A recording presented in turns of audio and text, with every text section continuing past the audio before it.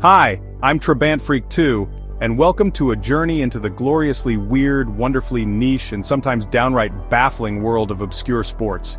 Now, when you think of sports, your mind probably jumps to the global titans soccer, basketball, maybe American football if you're from, well, America. These are the games that fill stadiums, dominate headlines, and have created entire economies around them. They are, in many ways, part of the shared global human experience, a common language spoken with feet, hands, and balls. But what about the sports that don't make the primetime news? The ones that exist in the fascinating margins of human competition? That's where we're headed today. Today, we're not talking about Lionel Messi or LeBron James. We're talking about the unsung athletes who chase cheese down a hill, who play volleyball on trampolines, or who wrestle with their toes. Yes, you heard that right. These aren't just quirky pastimes, they are organized competitions with rules, champions, and passionate communities. They represent a side of human ingenuity and our relentless desire to compete that is often overlooked.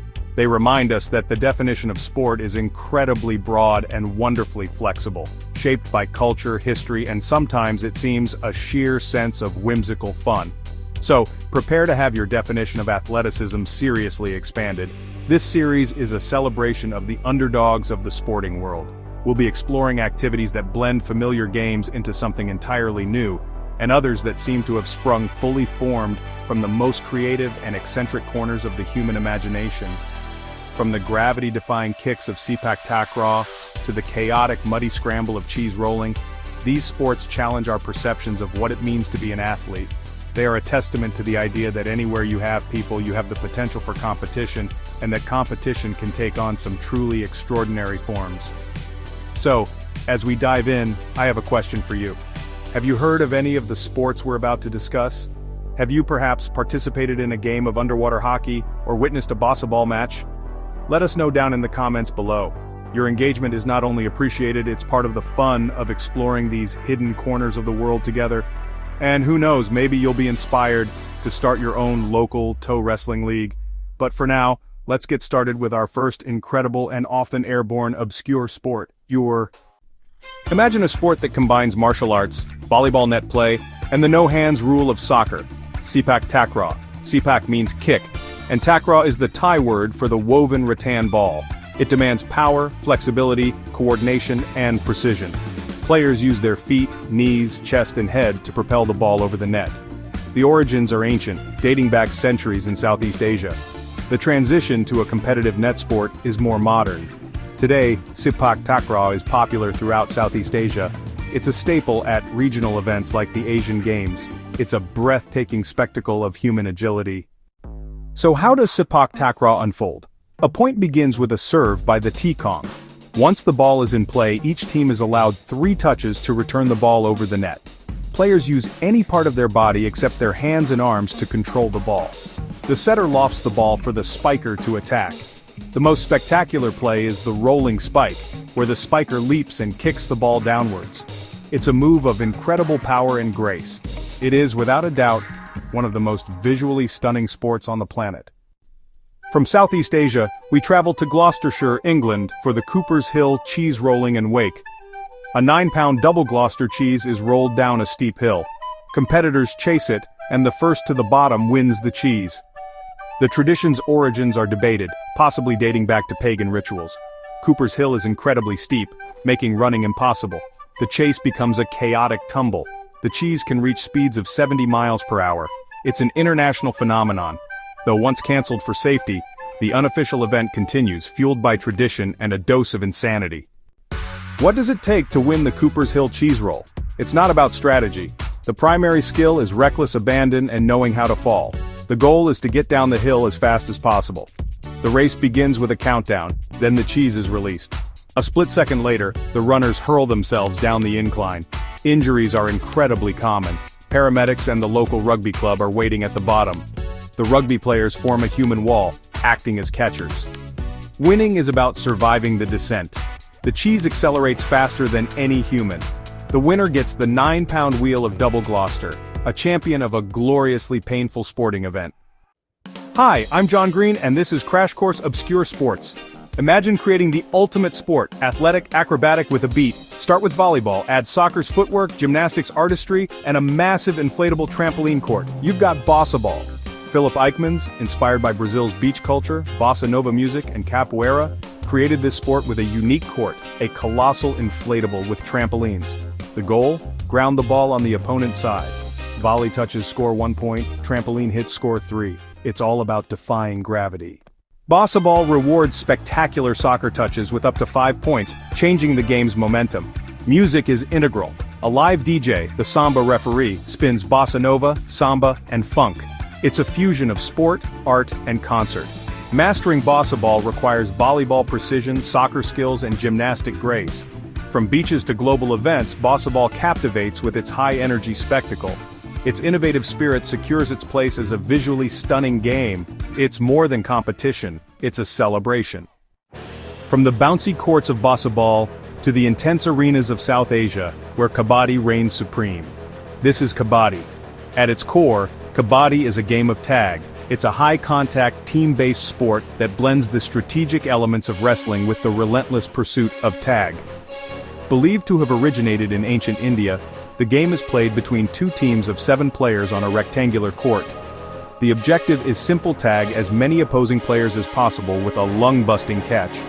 The raider must continuously chant the word kabaddi. The continuous audible chant proves that the raider is completing the raid on a single breath. This transforms the game into an extraordinary test of cardiovascular endurance and mental fortitude. Meanwhile, the 7 defenders must work as a cohesive unit to wrestle the raider to the ground and hold them until their breath gives out. The strategy involved in kabaddi is deeply complex, both for the raider and the defenders. A raider must be a master of misdirection, using feints, quick footwork like the dubki, which is a dive under a chain of defenders, and sudden kicks to touch opponents and escape. They have to constantly assess the defensive formation, identify the weakest link, and plan their escape route before they even begin their attack. A successful raid is not just about speed, it's about tactical brilliance, exploiting gaps, and having the spatial awareness to know exactly where the midline is at all times, even in the heat of a tackle. For the defenders, teamwork is paramount. A lone defender attempting to tackle a powerful raider is often a recipe for failure. Instead, they rely on chain tackles and cornering strategies. The 2 defenders on the ends of the court, the corners, are often the most experienced, initiating the tackles. The other defenders, or covers, move in to support the tackle, forming a human net to prevent the raider's escape. They must communicate non-verbally, anticipating the raider's moves and shifting their formation in perfect sync. Breaking their chain is a critical error, as it creates gaps for the raider to exploit and escape through. While kabaddi has been played in villages across the Indian subcontinent for millennia, its modern, standardized form has propelled it onto the international stage. The Pro Kabaddi League, launched in India in 2014, has transformed the sport into a multi-million-dollar commercial success.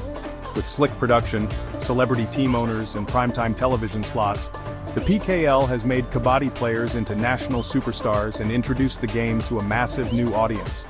The league has showcased the incredible athleticism and skill required to play at the highest level, shattering any misconception that this is a simple playground game. This professionalization has fueled its global growth. Kabaddi is now a core sport at the Asian Games, where India has historically been a dominant force, and it's gaining popularity in countries from Iran and South Korea to the United Kingdom and the United States. It's a sport that connects the ancient with the modern, a raw test of human ability that requires no expensive equipment, just a patch of ground, a group of people, and an incredible amount of heart and lung capacity. It is a powerful reminder that the most compelling athletic contests are often the ones that strip the competition down to its most basic and intense elements. So far, we've been on land.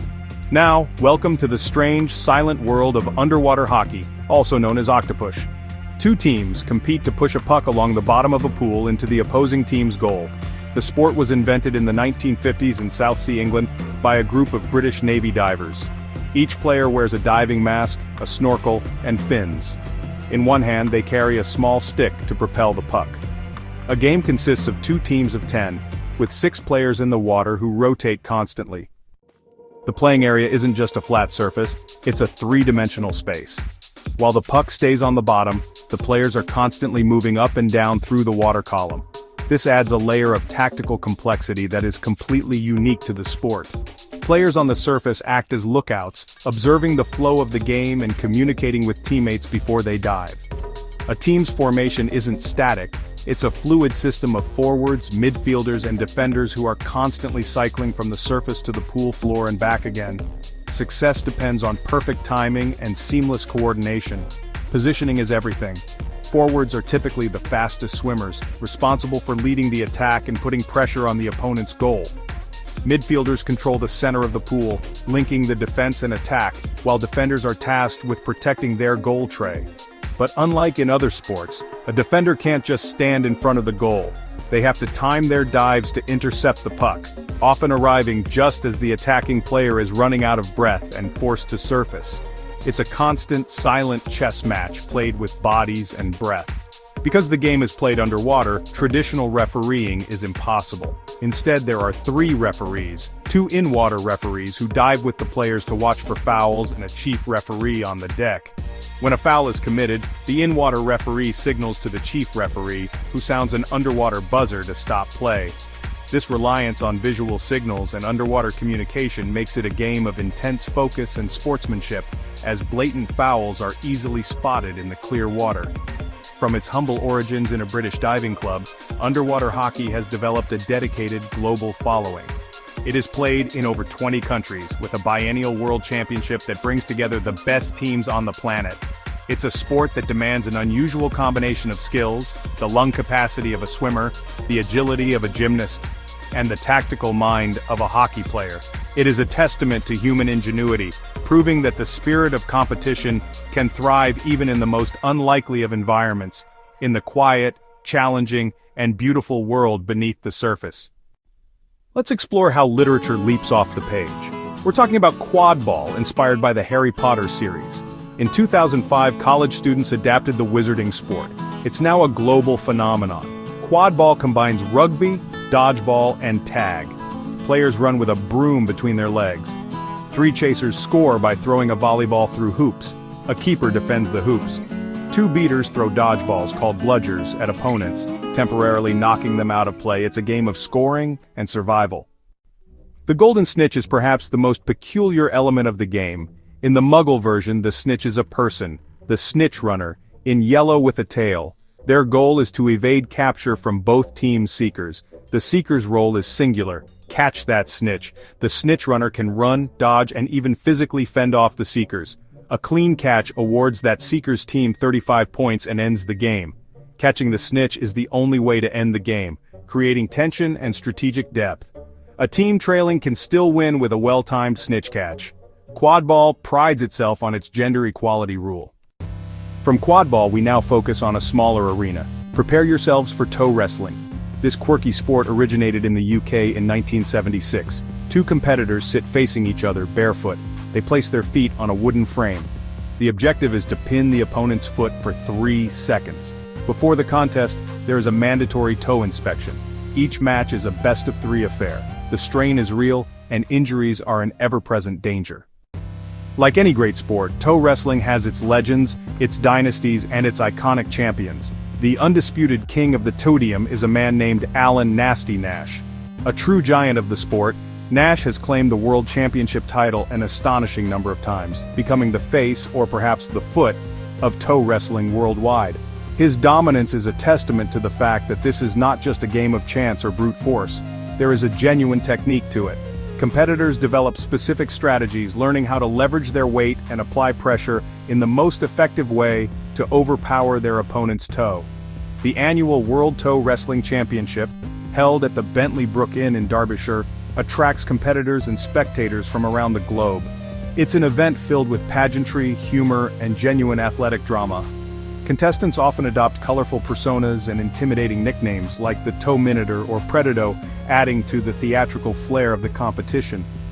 The atmosphere is one of jovial camaraderie mixed with fierce rivalry. People come for the novelty, but they stay for the surprisingly gripping spectacle of 2 individuals giving their absolute all in one of the strangest strength contests ever conceived by humankind. The founders' original dream of creating a sport for the UK to dominate almost came true in a way they never expected. They actually applied for toe wrestling to be included in the Olympic Games, but, perhaps unsurprisingly, their application was rejected by the Olympic Committee. The official reason cited was the difficulty in finding a global governing body, but one suspects the committee might have also been hesitant about the television optics. Despite this setback, the sport has thrived on its own terms, embracing its outsider status and celebrating its own inherent absurdity with a wink and a smile. Ultimately, toe wrestling is a perfect example of human creativity and our innate desire to compete, to test our limits in any and every way imaginable. It proves that a sport doesn't need billion-dollar stadiums or global television deals to be meaningful to its participants. All it really needs is a couple of people, a simple set of rules, and a shared agreement that, for a few moments, the strength of one's big toe is the most important thing in the world. It's a powerful reminder that the spirit of competition can be found in the most unexpected and frankly, hilarious of places. And there you have it, a journey from the gravity-defying aspirations of quadball to the earthbound intensity of toe wrestling. We've seen how sports can be born from fiction, from a desire for national pride, or simply from the question, what if we combine this with that, on a trampoline? The world of sport is so much larger and wonderfully weirder than the handful of games that dominate our headlines. It's a testament to our endless creativity, our need for community, and our universal love of play. These obscure sports are not just novelties, they are vibrant, living cultures built by passionate people. Thank you so much for joining us on this exploration of some of the world's most unusual athletic pursuits. From the bottom of a swimming pool to the top of a cheese-chased hill, we've seen that the spirit of competition knows no bounds. The human impulse to create, to challenge, and to gather is a powerful force, and it manifests in these beautiful, bizarre, and brilliant games. We've only scratched the surface, of course. For every sport we've covered, there are dozens more out there, each with its own unique history, rules, and dedicated community of players. Now we want to hear from you.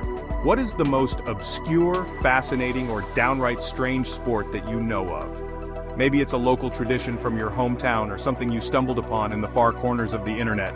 Share it with us in the comments below. Let's turn the comment section into a veritable encyclopedia of oddball athletics. We are genuinely curious to learn about the games that we've missed, because the search for fascinating human endeavors is, after all, a team sport. And finally, if you enjoyed this deep dive into the weird world of sports, and you want to see more videos exploring fascinating topics, please consider subscribing to the channel and turning on notifications. It really helps us continue to make content like this for you. Thanks again for watching, and as we say in my hometown, don't forget to be awesome.